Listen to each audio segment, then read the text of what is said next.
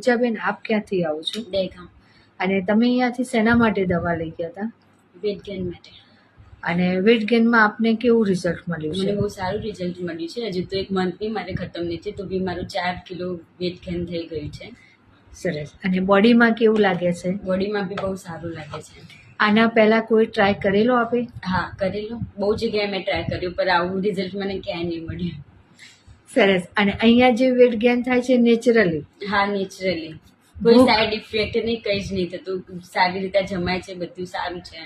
અને ખોરાક વધ્યો છે ને? હા હા. ખોરાક વધ્યો છે એ જ તમારું વેટ ગેઇન થાય છે.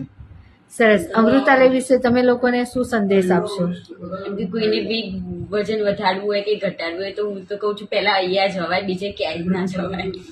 સરસ પૂજાબેન, આપને બેસ્ટ રિઝલ્ટ મળ્યું છે, સાથે નાની મોટી બીજી તકલીફો પણ તમારી સારી થઈ ગઈ છે. હા, બધી મારી જે બીજી કંઈક તકલીફ હતી એ બી એમાં બી બહુ સારું રિઝલ્ટ મળી ગયું.